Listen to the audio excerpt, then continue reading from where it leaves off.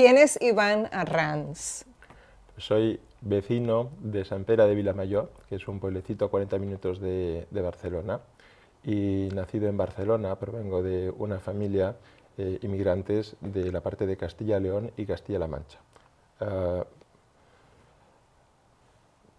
Me apasionan distintas cosas como estar con los amigos, estar con la familia, disfrutar de la naturaleza, y entre mis distintas pasiones pues está la psicología. Y actualmente me dedico a la psicología general sanitaria y a la terapia familiar, y también terapeuta familiar. Estoy casado con Carolina y soy el segundo de una fratría de 5, 3 hermanos y 2 hermanas. ¿Siempre supiste que querías ser psicólogo? Desde que tengo conciencia diría que sí. Cuando era muy pequeñito mi familia cuenta que decía que yo quería ser policía y mi hermano ladrón, y me decían que por favor que solamente respondiera por mí, pero prácticamente eso me lo tienen que contar. Desde seguramente 11, 12 años yo ya pensaba que quería ser psicólogo. Has escrito un libro, Iván, que es tu primer libro. Sí. Terapia de pareja consigo misma. Cuando uno piensa en terapia de pareja, automáticamente, bueno, lo dice, pareja, hombre-mujer, hombre-hombre, mujer-mujer, o sea, 2 personas. Tú hablas de terapia de pareja consigo mismo, es uno con uno. Sí. ¿Cómo divides eso en 2? ¿Cómo yo soy yo y yo? ¿Cómo yo y yo? Claro, hace mención al diálogo interior que las personas habituamos a tener con nosotros mismas. Muchas veces ese diálogo se da más en algunos momentos de nuestra vida. A veces también cuando hay dificultad o cuando sentimos que nos hemos equivocado, o cuando las cosas no nos salen, pero también en otros momentos de placer y de bienestar. Pero cuando se habla de terapia, se supone que hay un conflicto que debe resolverse. ¿Cuál es el conflicto que tú, desde tu perspectiva y desde tu experiencia, uno tiene con uno? O sea, ¿o cuáles son los conflictos que te llevan a escribir un libro que es un libro autobiográfico, ¿no? Es un libro con una... ¿Qué resuelve el libro? El libro tiene un alto contenido autobiográfico, pero lo que pretende es abordar la cuestión del autodiálogo y también de cómo el mundo interior pues, se refleja en el mundo exterior y viceversa. Y también pues dice, ¿no? Cuando la terapia de pareja sistémica se aplica pues a la terapia de una persona consigo misma, ¿no? al diálogo interno. ¿Qué es la terapia de pareja sistémica? Bueno, pues esto tiene que ver con entender el individuo como una parte que está integrada y que participa en un sistema o en un subsistema que a su vez participa en otros sistemas cada vez más complejos y que están en continua interacción. Cuando nosotros cambiamos la interpretación de lo que ocurre fuera, ¿cambia el diálogo? Cuando Cuando nosotros cambiamos, ¿cambia todo? Nosotros en general estamos en constante evolución y la transformación que se va produciendo a nivel personal pues tiene que ver con la transformación que se va produciendo también a nivel familiar y social y viceversa. ¿Pero nuestros pensamientos crean nuestra realidad o no? Nuestros pensamientos pueden cambiar parte de la realidad. Sí. Y también es importante que los pensamientos se producen sobre una base emocional. Hay estudios de neuropsicología que muestran que la emoción sucede milisegundos antes que el pensamiento. ¿De dónde sale el pensamiento? O sea, partiendo de lo que me estás comentando, ¿de dónde sale? ¿Sale de un sistema de creencias o sale de algo que sentimos? ¿De dónde sale el pensamiento? pues diría con mucha seguridad que no proviene de una sola fuente. Entonces, como te decía, ¿no? En estos estudios se ha estudiado que la emoción precede al tiempo, la emoción nos tiene que ver con el contacto que tenemos con el mundo exterior también. Es decir, estamos percibiendo el mundo, esto genera unas emociones que generan respuestas, al tiempo estamos integrando toda una cultura a través del lenguaje, a través de los vínculos que establecemos, a través de los mensajes que nos ofrece la familia y de los mensajes sociales. Entonces nosotros sentimos primero y luego pensamos. Según los estudios de neuropsicología, sucede así, por cuestión de milisegundos. Wow. O sea, entonces, partiendo de eso, Iván, yo entendería que uno tiene que estar o sea, uno tendría que estar como muy en contacto con el cuerpo. O sea, como muy, ¿sabes? ¿Es así? Esta sería uno de los pilares del trabajo terapéutico que yo propongo, sí. Cuéntame un poco. Bueno, pues tiene que ver con el escuchar el propio cuerpo. Y entonces, pues bueno, pues también escuchar el propio cuerpo y escuchar las voces también, pues que tenemos interiormente y que dialogan, y que es importante también que puedan entender que no hay soluciones perfectas. Esto ocurre con las parejas y con las voces que dialogan como si fuera una pareja en nuestro interior. Y por ello, porque no hay soluciones perfectas y no tenemos una bola de cristal para adivinar el futuro y por tanto para saber qué pasará y cuál es la mejor opción, pues es importante que podamos saber qué es lo que realmente nosotros deseamos y que podamos aprender a amarlo.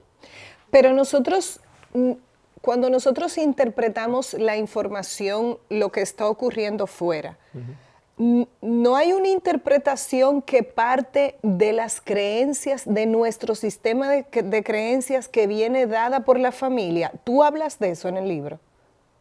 O sea, cuando uno crece, o sea, uno nace, ¿no? Y te están educando y tú vas creciendo. Tú vas siendo condicionado por un entorno. Claro. Nuestra interpretación del mundo no viene de ahí. Bueno, Ok, claro, ¿cómo tú desaprendes? Si quieres encontrar tu propia voz, ¿cómo se hace eso? Bueno, pues en parte los procesos terapéuticos tienen que ver con ir tomando conciencia de cómo vas construyendo también tu propio mapa. En esto la programación neurolingüística pues habla, ¿no?, de la diferencia entre el mapa y el territorio. Entonces, una cuestión es la realidad en la que vivimos y que construimos, y otra cuestión es el mapa que nosotros hemos construido del mundo. Entonces, los mapas nos condicionan en la manera en que nos movemos, en las expectativas que generamos y en los pensamientos que se construyen pues, en ese mapa. Ampliar el mapa nos ayuda a flexibilizar los pensamientos y a que puedan ser también más creativos y a encontrarnos también con los demás. Una cosa que te quiero preguntar, yo creo que muchas veces en las dinámicas familiares, pero esto es una percepción mía, hay resentimiento, hay rencor. ¿Cómo uno comprende lo suficiente para poder perdonar? Tal vez para poder perdonarse y no actuar desde la culpa, y para perdonar a las personas que uno ama, que es la familia. Y medio lo pongo entre comillas porque como que el amor y el rencor no deberían ir como en la misma línea, pero muchas veces sí. Bueno, el mecanismo para ello es el duelo, el proceso de duelo. Entonces nosotros a través del proceso de duelo podemos elaborar las distintas heridas emocionales que vamos teniendo a lo largo de nuestro desarrollo emocional y relacional. Y a través de este mecanismo, pues que Elizabeth Kubler-Ross describió las fases, ¿no? ¿Quién? Elizabeth Kubler-Ross. Kubler-Ross. Y bueno, también desde la teoría del apego, pues se ha trabajado mucho también con la cuestión también del duelo. Y bueno, hay unas fases generalmente descritas, en la que la primera pues puede ser una fase de negación, esta sensación cuando te dan una noticia de irrealidad, de que te parece que en algún momento que no puede ser, que es un error. Y esto después pues puede dar lugar a una fuerte rabia, y Sí. después puede haber un proceso de negociación con uno mismo, ese diálogo interior al que hace referencia el libro, porque también hay una negociación, ¿no? En lo que uno va diciendo, bueno, pero tal, pues esto duele mucho, pero también, pues, en fin, pues voy a intentar ver cómo lo hago, y también me ha traído otras cuestiones, pues, y luego puede aparecer una fase en que la tristeza está mucho más presente, y después de esas fases pues se llega a la fase de aceptación. Es importante también que las personas no tenemos que ajustarnos a los libros de psicología. Son descripciones genéricas de estudios, ¿no? Pero sí que son una guía importante que nos ayuda a entender los mecanismos que tenemos, con los que venimos seguramente en parte dotados, y que es importante que las intervenciones faciliten.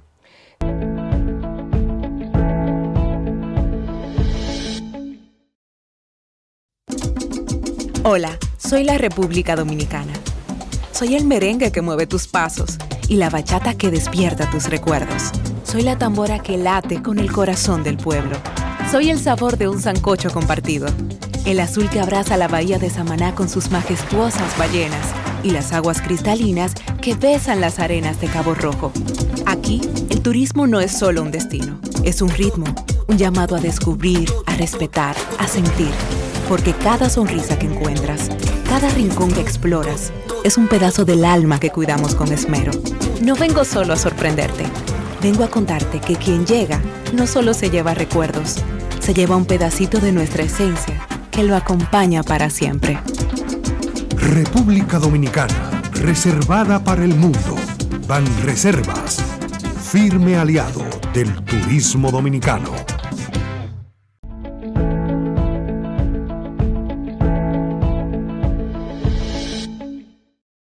Iván, cuando me dices que la gente no tiene que ajustarse a lo que dice la psicología en términos de duelo, yo de verdad creo que muchas veces nosotros tenemos que seguir adelante sin comprender nada. A ver, cuando tú estás con una persona, ¿verdad? Que es tu pareja, y esa persona te traiciona, por ejemplo, la relación se termina, tú tienes que seguir adelante y tal vez tú no comprendiste lo que pasó. Tú puedes superar eso, puede pasar mucho tiempo, bien, pero nunca comprendiste.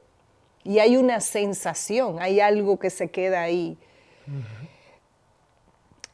Para ti, escribir este libro, ¿qué te hizo sentir? ¿Qué comprendiste? ¿Qué no? Porque es un libro autobiográfico y es un aporte que tú estás haciendo. ¿Qué sentiste? Bueno, pues seguramente atravesé todas las emociones posibles, porque es un recorrido sobre mi infancia, sobre mi adolescencia, y luego el posterior trabajo psicológico personal, de cómo fui elaborando esa historia y justamente cómo fui sanando las heridas, en el sentido de elaborando los duelos que se generaron en mi propia historia personal.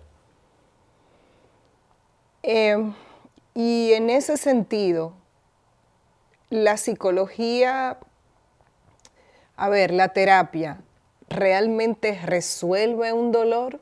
O sea, los recursos que tú tienes por tu formación como psicólogo, ¿resuelven un dolor? Porque cuando no hay nada que hacer, y cuando te ocurre algo que te duele, que te hace daño, que sufres y no hay nada que hacer, nada, absolutamente nada que hacer, muchas veces es a la oración que recurrimos. Incluso el que no cree nada dice, bueno, voy a orar a ver si este dolor se me quita de arriba. ¿La psicología resuelve realmente el sufrimiento, el dolor?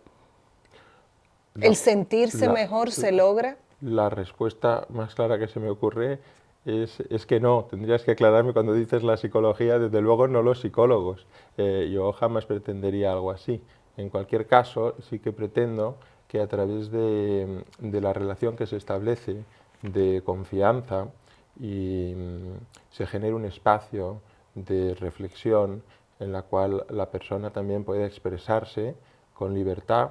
Lo más importante es que no se sienta juzgada y que sean sus propios mecanismos los que se activan y como una digestión emocional. Entonces la persona pudiendo expresamos a través de las lágrimas, expresamos a través de las palabras, pueda ir sanando y también es importante creciendo, es decir, creciendo justamente a través de su propia historia y también a través de sus propias heridas.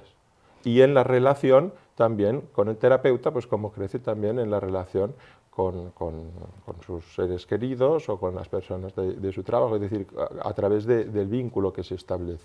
¿La terapia nos lleva a confiar más en nosotros mismos? Bueno, pues una buena terapia, desde luego, sería un objetivo muy interesante. Yo sí me planteo, cuando acompaño a una persona como terapeuta, el promover que pueda confiar en sí mismo.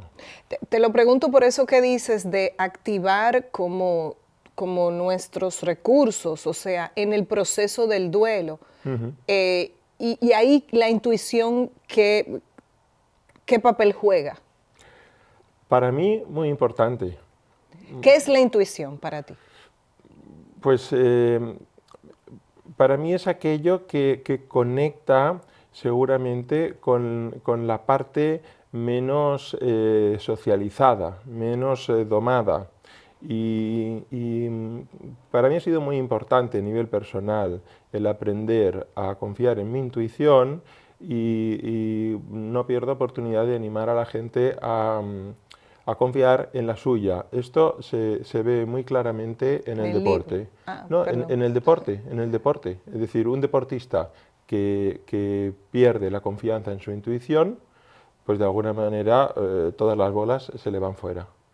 Porque entra en un momento de colapso y está pendiente de lo que debería hacer y entonces no puede jamás alcanzar el nivel de alguien que está convencido de que su intuición, luego te puede salir o no te puede no salir, pero sin duda pues, estás más conectado contigo mismo y ayuda mucho a que los resultados salgan mucho mejor y al propio bienestar. Además, que la muerte nos recuerda que no tenemos muchas más vidas y que al final, pues que salga como nos salgan las cosas, pues tenemos la ocasión de vivirla de la manera que sintamos que más se ajustaba a lo que verdaderamente deseábamos hacer, integrando también el principio de la realidad. Es decir, no todas las cosas que queremos, pues podemos convertirlas en realidad. Pero yo en el libro hablo de que lo que podemos hacer es regar el árbol. Es decir, bueno, pues hay muchas circunstancias, ¿no? No va a depender de ti. Tú puedes desear con mucha fuerza una cosecha y te viene una helada y realmente hay que asumir que muchas cosas no dependen de nosotros. No es verdad que tú deseando mucho una cosa y todo lo que te propongas lo vas a conseguir. No todo lo que te propongas lo vas a conseguir. Si te propones vivir 250 años, la probabilidad de que lo consigas hasta ahora creo que sería nula. Pero, sin embargo, cuando deseas mucho algo, si tú te pones en contacto con esta emoción y te la permites y la legitimas y puedes rehuir a la tentación de estar de satisfacer las necesidades y los deseos de los demás, porque esto tiene mucho que ver con la educación, ¿no? De cómo los niños pues, van socializando sus emociones, van reprimiéndolas y muchas veces pues, así los papás están contentos y luego somos adultos que también se nos hace muy difícil legitimar nuestros deseos y por tanto pues, intentar que las cosas nos hagan como nos gustaría. Y sentimos como vergüenza por los deseos que tiene nuestro corazón. Claro, antes cuando los niños o las niñas, digo antes porque ahora pienso que se hace menos, se ha avanzado mucho en esto, pero decían, no llores que te pondrás feo. esto lo decían, ¿no? Decían, entonces el niño decía, anda, pues llorar es feo, ¿no? Nos avergüenzan los deseos profundos de nuestro corazón. Es una vergüenza que viene dada. Nos manejamos muchas veces desde la culpa y tomamos decisiones desde la culpa. ¿Qué piensas de eso? ¿Qué dice tu libro sobre esto? A propósito de diálogo interno. En esto la educación pues tiene mucho que ver y también la rigidez que haya en los patrones de educación pues juega un papel muy relevante. Y entonces en el libro se refleja que en la terapia de pareja consigo misma viene integrada una propuesta terapéutica del doctor Albert Sarró, que fue el fundador del Centro de Terapia Familiar de Barcelona, que actualmente codirijo junto a él, y además pues hemos sido compañeros de equipo terapéutico a lo largo de la última década. Y esta ruta del tesoro o ruta de la paz, en realidad el tesoro es la paz interior, tiene que ver justamente con dar voz a todas las emociones que hemos ido sintiendo a lo largo de nuestro recorrido emocional sin exclusión alguna, entendiendo que la exclusión de cualquier emoción en realidad es una forma de violencia con nosotros mismos y desterramos en el campo de la vergüenza, de la culpa.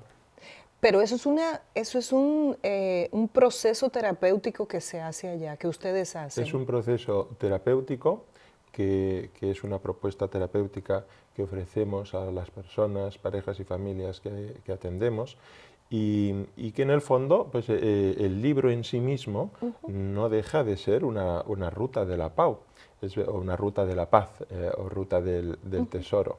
Y es la culminación porque en realidad cuando era estudiante, pues era en el 5.º año de máster, yo tenía que tener unos 27 años, 26 años, no lo recuerdo ahora, pues ya hacíamos como una carta dirigida al padre, una carta dirigida a la madre, luego en otro momento también de mi vida volvimos a hacer unas cartas porque el trabajo personal de un terapeuta seguro, ¿no? que debería pues, estar en continua formación y trabajo personal y en realidad la propuesta pues, es que las propias personas puedan considerar como una responsabilidad del cuidado hacia sí mismas el estar en contacto consigo mismas y el ir dando voz en distintos momentos de su vida. A veces no todos los momentos son los mejores para pararse y trabajarse, porque también es importante sobrevivir, pero sí irlo haciendo en determinados momentos y tratar de vivir lo más conectado a uno mismo. Entonces, claro, como te sería decía, lo más honesto, ¿no? Entonces, no como profesional. Claro, para poder acompañar, ¿no? a las personas que atiendes, que primero pues te des un buen acompañamiento a ti mismo. Pero eso que dices de dar voz a todas las emociones e integrarlas sin excluirlas, es como integrar nuestra oscuridad, que era lo que decía Carl Jung. Exactamente, sí. ¿No? Y eso es doloroso, ese proceso. Dolorosa es la vida. El parto, por lo que tengo entendido, puede ser bastante doloroso. Entonces podemos aceptarlo o podemos intentar reprimirlo. La muerte también puede ser dolorosa. La muerte de seres queridos y la propia. Dolorosa para quien se queda aquí, porque el que se muere posiblemente está atravesando otra puerta, no sabemos. Puede ser bueno, tampoco vemos que vuelven. Sí, y el proceso de hacernos mayores, si llegamos a muy mayores, pues también puede ser bastante difícil y bastante doloroso también. Entonces la cuestión de expulsar el dolor, la tristeza o la rabia de nuestra consciencia, esto es fácil que al final emerja un síntoma. Y muchas veces pues, cuando se viene a la consulta del psicólogo, bueno, este síntoma puede ser un insomnio, puede ser una ansiedad, puede ser pues, un pensamiento recurrente, a veces se puede dar con compulsión, pues puede ser pues, una dificultad de tipo alimenticia o un complejo. ¿Qué tú piensas, Iván, de la meditación? Y cuando digo la meditación me refiero a este mindfulness, o sea, a esto de tratar de estar en el presente y ir como vaciando la mente. Y te lo pregunto porque como en el libro se fundamenta en ese diálogo interno, eso me lleva a preguntarte, ¿la meditación podría ayudar en mejorar el diálogo interno? Porque el objetivo es que el diálogo interno sea ¿cómo? ¿Cómo debe de ser nuestro diálogo? Amoroso. Eso es fácil. ¿Y la meditación ayuda a eso? Pienso que puede ser una buena herramienta. Bueno, no pienso, hay investigaciones que claramente señalan pues, que puede generar niveles de bienestar, que la persona se pueda parar y se pueda escuchar y se pueda recargar. Pero en un mundo como este, que nos cuesta poner atención, nos cuesta escuchar, sobre todo escuchar, o sea, ¿cómo se medita? O sea, desde tu experiencia como terapeuta. Bueno, yo no soy un experto en meditación, pero esto justamente con lo que tiene que ver es como... Pero escuchas. Sí, escucho. En realidad la meditación tiene que ver con poder dejar de escuchar justamente esas voces tan contaminadas también por la cultura y que se proyectan hacia el futuro y hacia el pasado y que buscan respuestas para poder conectarse pues, con el momento presente. Por eso se trabaja muchas veces a través de la respiración, del contacto con el propio cuerpo y se llega pues, a un estado que puede ser casi pues, de nirvana, en el sentido de plenitud y de no estar en lo que necesitas en el futuro, sino poder sentir tu comunión en realidad con el mundo que te rodea aquí y ahora. Dijiste que el diálogo tiene que ser amoroso y eso me lleva a pensar algo que lo habíamos hablado, de ese corazón comprensivo, de ese corazón bueno para relacionarnos con el mundo. Pero parecería que eso es costoso, o sea, cuesta ser una persona buena. Es como algo, uno dice, bueno, pero yo quiero tomar las decisiones correctas, quiero ser una persona buena. Y es como que a veces la misma circunstancia no te deja, o sea, o no quiere que actúes así. Igual siempre es una decisión hacer lo correcto. Lo que pasa es que esto nos haría preguntar primero qué consideramos que es una persona buena. Esto también tendría mucha connotación de tipo cultural. Posiblemente la respuesta sería distinta en distintas culturas, en distintos momentos de nuestra vida. A veces nos podríamos preguntar también si a veces se considera que las niñas y los niños más buenos son los que mejor satisfacen las necesidades de sus padres y de sus profesores y que por tanto están mejor aprendiendo a dejar de escucharse a sí mismos, con lo cual luego serán adultos que posiblemente les cueste escucharse a sí mismos, pero también dependerá de la definición que hagan que es ser una persona buena, pues los adultos de referencia que ese niño tenga, porque si los adultos de referencia piensan que una buena persona es alguien que de alguna manera puede escucharse a sí misma, por tanto aprender a respetarse a sí misma y como fuente de este aprendizaje y de este respeto a sí misma luego va a ser más fácil que respete a las personas con las que se rodea, pues seguramente esto pues va a generar que este adulto luego pues también tenga pues, otro recorrido, ¿no? Yo generalmente sí pienso en poder fomentar, más que fomentar, la humildad y la admiración.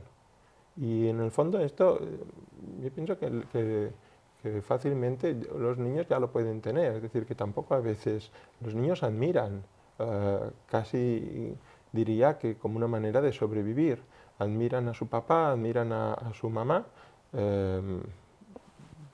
cuando de alguna manera pues, se ha podido ofrecer una relación amorosa, contenedora, y esta admiración les lleva a querer aprender pues, la lengua que habla su mamá, bueno, sin una decisión, simplemente la van aprendiendo porque lo que van haciendo es imitar aquello que admiran, y cómo nosotros si estamos en contacto con esa capacidad de que alguien nos cuente, a mí, por ejemplo, puede venir una persona y me empieza a contar, bueno, pues mira, me ha pasado esto, he sufrido esto y estoy tratando de hacer esto, pero ahora pues tengo un insomnio, y entonces yo puedo estar conectado a ver cuántas dificultades que tiene esta persona y vaya, pues esto no lo está sabiendo hacer tan bien y puede ser una persona con muchas carencias, o puedo estar pensando, bueno, y sintiendo, porque no es algo que en el fondo pasa antes que el pensamiento, puedo estar realmente muy atento a escuchar el relato y en parte a poder admirar cómo esta persona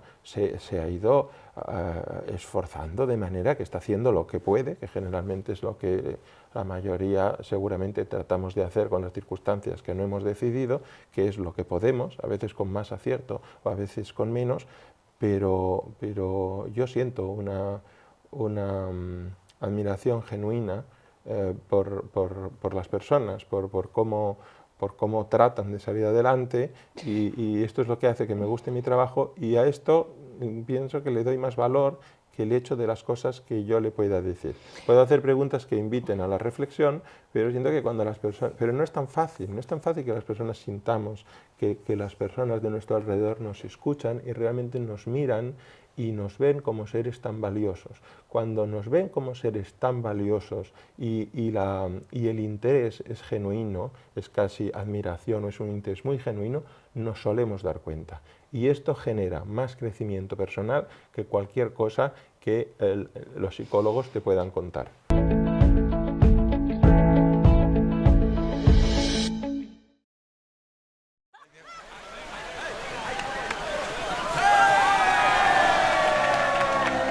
Hemos dado tantos pasos, hemos hecho sueños realidad.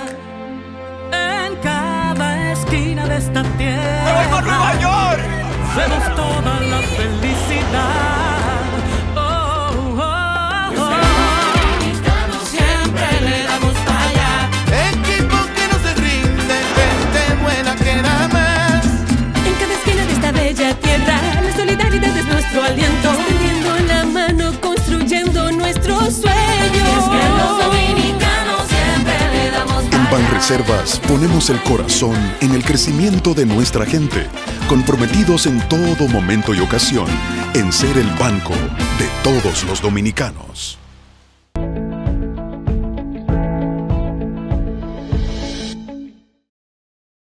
Iván, qué bueno que has mencionado humildad y admiración, porque eso me lleva a preguntarte, estamos en Barcelona, que es una ciudad que acoge muchos inmigrantes. Ser inmigrante es una cosa que implica una dualidad, dos hogares, dos idiomas, dos monedas. Es como que vives con el corazón y con el cerebro partido en dos. Entonces, sí hay un quiebre. Desde tu perspectiva, ¿cuál es la manera más sana, más inteligente de vivir algo así? Y que además me parece que se profundiza porque hay un movimiento constante de la gente yendo de un lugar para otro y es un quiebre familiar también. Nuevamente la respuesta sería a través del proceso de duelo, de poderse escuchar, lo cual en el proceso migratorio no siempre es tan fácil hacerlo en todo momento, por las propias exigencias que acarrea también el proceso migratorio, ¿no? Y establecerse en el lugar y te pone también en un modo supervivencia fácilmente y de afrontar todas las dificultades que se vienen dando. Entonces te hace estar como muy mirando fuera y teniendo que reaccionar como muy rápido y con mucha exigencia y puedes ir, pues el corazón... Y te vas abandonando. Bueno, claro, vas escuchando como algo que es como una tristeza, pero casi te tienes que agendar para llorar, porque cómo encontrar el tiempo, ¿no? para poder dar voz a estas emociones.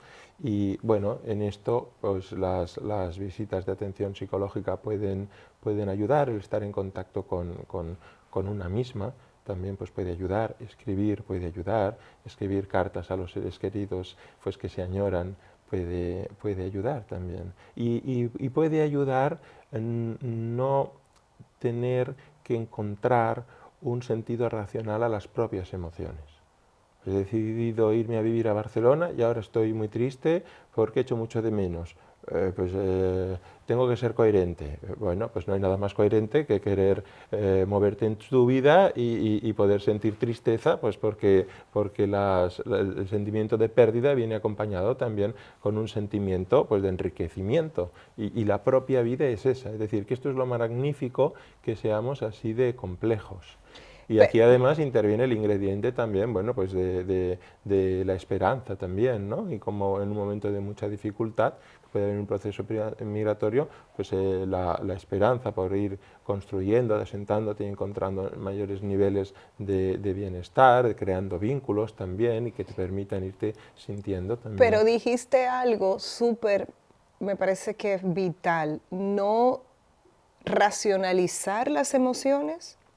¿Eso? ¿Lo he dicho bien? Claro, las emociones no las decidimos. Entonces muchas veces cuando damos explicaciones sobre ellas, en el fondo pues estamos creando un relato que nos ayude a construir una realidad que nos haga estar más tranquilos y dormir mejor esa noche. Pero a base de eso, pienso que lo más que podemos hacer es escucharlas y aceptarlas, y eso es terapia de pareja consigo misma. Es decir, si se entra en juicio, porque tú sientes esto, pero esto no deberías, pues la otra persona, en el fondo, las voces interiores, como las personas, no deciden lo que sienten. Lo sienten, lo que pueden decidir más es si lo escuchan y lo acogen, o lo niegan y lo maltratan. Pero puesto que está dentro de uno, supone un maltrato a uno mismo. Y es fácilmente como ese maltrato a uno mismo, por más que uno ponga todo su corazón en querer ser una buena persona, si se maltrata a sí mismo, pues eso se filtre y se refleje en la relación que le propone a los otros. Por eso es importante que cuando hablamos de ser una buena persona, pensemos en tratarnos muy bien a nosotros mismos y compartir también, pues, esa relación bueno, pues de bondad, de generosidad y de amor con los demás. Iván, terapia de pareja consigo misma, que se supone que es algo que es tu yo con yo, ¿no? Uh-huh. ¿Qué pasa cuando ese yo lo perdió todo? A ver, yo estoy con una pareja Uh-huh. y esa pareja lo pierde absolutamente todo, por la razón que sea. Uh-huh. Pierde su trabajo, pierde sus recursos, se pierde a sí mismo, podría ser por una adicción, por decir algo que tal vez mucha gente lo comprenda bien. Pero ¿qué pasa si soy yo con yo? Si yo lo he perdido todo, si yo estoy viviendo esa noche oscura del alma, donde he perdido mi familia, donde he perdido mi trabajo, todo, absolutamente todo. Y no puedo ir a un terapeuta y no puedo comprar un libro, o sea, no tengo nada. ¿Qué pasa cuando me perdí? Bueno, me gustaría decir dos cosas. Una es que posiblemente el haberlo perdido todo, se ha perdido todo en el mapa, no en el territorio. Es decir, la persona sigue teniendo capacidades. La persona sigue viva. Sigue viva, que es muchísimo, ¿no? Sí. Y además sigue viva y seguirá teniendo capacidades para generarse, pues, niveles de bienestar. Y entre esas capacidades seguramente está la capacidad de establecer vínculos. En esto también se exploró, se investigó sobre la resiliencia. La resiliencia es un concepto que se toma de la física y que tiene que ver con la capacidad de los objetos, en este caso aplicado a la psicología de las personas, para atravesar grandes dificultades y no romperse. Esto se traduce como niñas y niños que tuvieron infancias verdaderamente durísimas y luego pues, pueden ser adultos que desarrollan una vida satisfactoria y con unos niveles de bienestar y generan vínculos pues, agradables y saludables. Y salen adelante. Claro, entonces esto quiere decir que una persona que tiene capacidad para generar vínculos, pues a través del vínculo ya supone un crecimiento. Y, según las investigaciones de la resiliencia, lo que diferenciaba a estos niños que habían vivido situaciones pues, durísimas o traumáticas y luego podían ser adultos que tenían una vida pues, razonablemente satisfactoria, es que, como mínimo, habían generado un vínculo en el cual se habían sentido acogidos y escuchados. me haces pensar ahora en mi trabajo en residencias, que también explico en el libro, donde atiendo a personas con Alzheimer en el grado más elevado de deterioro, donde prácticamente pues, se dan las funciones vitales, el nivel de conciencia está muy disminuido y el nivel de dificultad es muy difícil, es elevadísimo. Y la importancia de poder acompañarlas y de poder pues, sentir.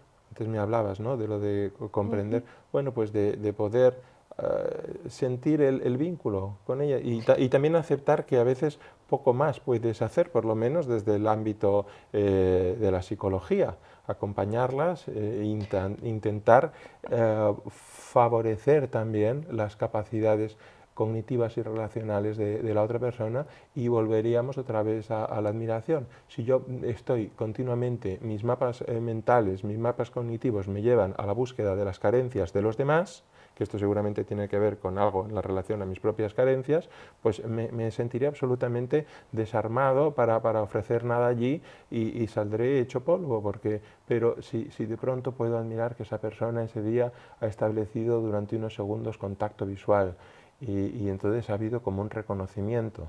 Entonces esto pues es como muy importante. Ya no te digo si en un momento hay una sonrisa, pues esto tiene un grandísimo valor relacional. Pero partiendo de eso que dices de los pacientes de Alzheimer, ¿quiere decir que el sentir no necesariamente está relacionado con la memoria? No necesariamente, tú sientes en el momento presente. Interesante eso, porque, o sea, muchas veces cuando tú reaccionas ante algo, generalmente es porque, no sé, porque te recuerda, te lleva a algo, ¿no? Estamos sintiendo y reaccionando desde que estamos en el vientre de nuestra madre. Claro. No conozco a nadie que tenga Sí. recuerdos de estar en el vientre. La conciencia sobre nosotros mismos la desarrollamos posteriormente al nacimiento. Es decir, los bebés no tienen ni conciencia de sí mismos, es continuamente una relación con la madre en la cual la conciencia es uno solo, ¿no? Y es un continuo sentir y reaccionar. Somos seres relacionales. Sí, lo que pasa La es que... conciencia nos acompaña muchas veces en una parte de nuestra Sí. vida, el lenguaje también, ¿no? Porque el lenguaje y la conciencia, el lenguaje no está desde que nacemos y muchas veces no está hasta que morimos, pero podemos estar en un momento también, puede que la persona quedar en un estado pues, comatoso, pero la capacidad para relacionarnos y generar vínculos trasciende el lenguaje. Sí, y siempre es nueva. Si lo vemos así, por ejemplo, tú que has trabajado con este tipo de pacientes, o sea, de personas que tienen esta condición, entonces el vínculo siempre es nuevo y siempre hay esa posibilidad, partiendo también de lo que decías de niños y niñas que han tenido escenarios muy duros dentro de su infancia. Quiere decir que entonces el vínculo siempre puede ser nuevo con cualquier persona, ya sea tu pareja que tú la conoces hace mucho tiempo, tu madre, tu padre, siempre hay una oportunidad nueva partiendo de ahí. Entonces eso me lleva a lo que yo te decía al principio de... Entonces, si uno cambia esos mapas mentales, o sea, si uno lee tu libro y comienza a replantearse todo y uno cambia internamente, cambia todo alrededor y se hace nuevo. Bueno, en la medida en que vamos creciendo y vamos flexibilizando y vamos ampliando, es más fácil que también vamos aprendiendo cada vez más a enriquecernos de todo aquello que nos rodea. Es importante también, ¿no?, siempre entender que los mapas mentales es importante valorarlos y también que las personas sientan que no es como que sea un cambio, una revolución, sino que a veces se avanza más pues, generando que se puedan flexibilizar y que se puedan también ampliar. En esto, por ejemplo, también volvería a las PNL. Nosotros pues, tenemos 5 sentidos. Hay personas que pueden pues, tener la construcción de un mapa mental en la cual pues, hay un sentido que es predominante y a veces pues, la otra persona, que puede ser la pareja, pues predomina pues, en la construcción del mundo por otro sentido también. Esto puede generar dificultades en la comunicación, pero también puede generar riqueza. En la medida en que ambos los amplían, pues es más fácil que se puedan entender. Tú entiendes que es lo que ocurre, pero el significado que nosotros le damos, ¿verdad? Claro. O sea, de ahí se desprende todo, lo próximo que puede El pasar. significado que le damos tiene sin duda que ver con nuestro Diálogo propio interno. recorrido, nuestra mochila emocional y toda la cuestión cultural también. Entonces tú lo que planteas aquí es en resignificar. Bueno, no sé muy bien. Me refiero a que si nosotros normalmente por un patrón de conducta, o sea, por cómo hemos ido yendo en la vida, le damos un significado muy específico a las cosas que nos ocurren. Por ejemplo, si a mí mi director me dice algo en la entrevista y yo todo el tiempo entiendo que me está atacando, o sea, que es un problema mío, cuando yo le hago un resignificado y digo, no, él quiere que las cosas salgan bien. Por esto ¿Entiendes lo que te sí, quiero sí, decir? sí. O sea, Sí, ahora sí te he entendido, gracias. En esto es importante también la distancia que podemos poner con los significados. Hacer consciente la influencia que tiene cultural y de nuestra propia mochila emocional en el significado que atribuimos nos permite tomar una distancia del propio significado y por tanto también, y algo que es muy interesante en cualquier proceso terapéutico, que es poder mirar la realidad que construimos desde distintos lugares, porque esto genera que sea dinámica y esto ayuda a la elaboración de la misma. En parte elegí el título Terapia de pareja consigo misma porque para mí tenía una connotación algo humorística y entonces el humor requiere de una distancia con aquello a lo que es observado y esa distancia siempre es muy beneficiosa. Iván, la familia de la que venimos, papá, mamá, abuelos, todos, tíos, tías, ¿qué nos hacen?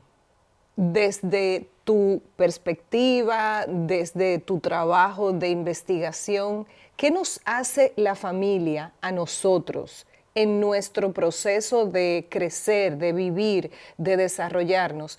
Puede parecer una pregunta como de kindergarten, pero entienden la profundidad. O sea, a mí mi madre me dice algo y me resuena mucho, por mucho tiempo, cualquier cosa que me diga, incluso por WhatsApp. ¿Qué nos hace la familia? Y si estamos conscientes de eso, realmente.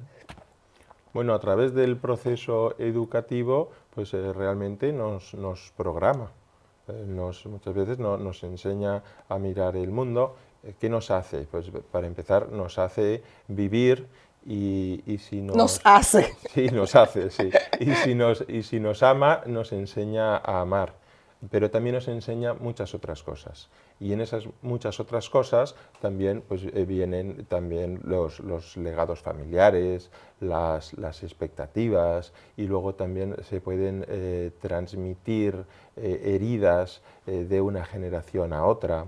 Y esto, de esto va la investigación familiar que se refleja en el libro, como muchas veces para entendernos exclusivamente mirando dentro no es suficiente.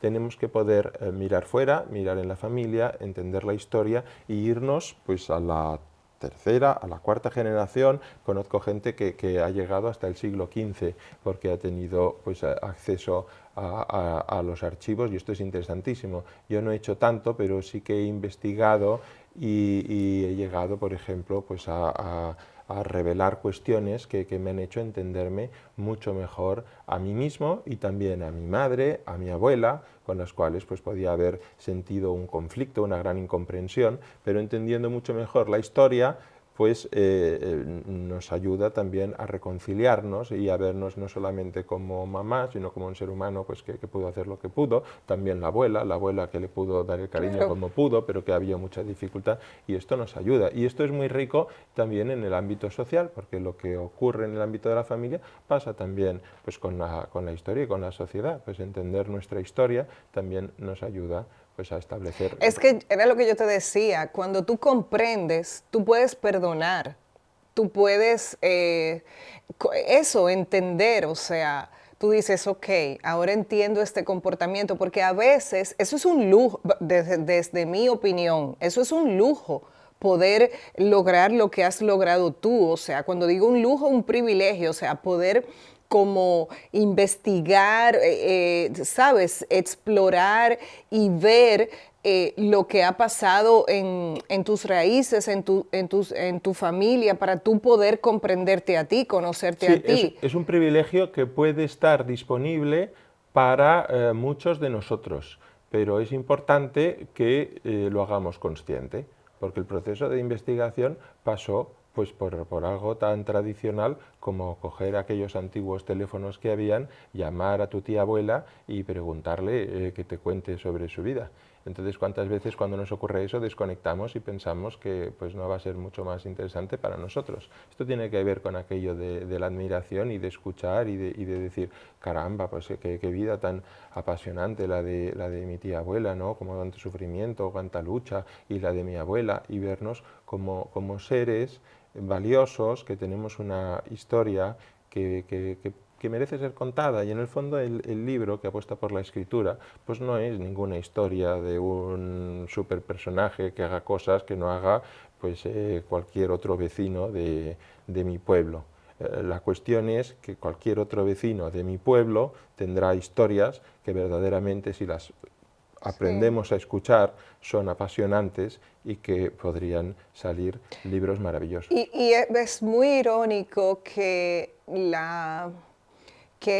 nuestros viejitos sean una fuente de, de insumos, ¿sabes? O sea, sean una fuente de tanta información para nosotros, y nosotros como sociedad los condenamos a la soledad. Y nosotros condenándonos a la ignorancia. Es una cosa muy... muchas gracias, Iván. Muchos éxitos con este libro. Y gracias por compartirte. Bueno, muchas gracias a ti y a tu programa también. Un placer.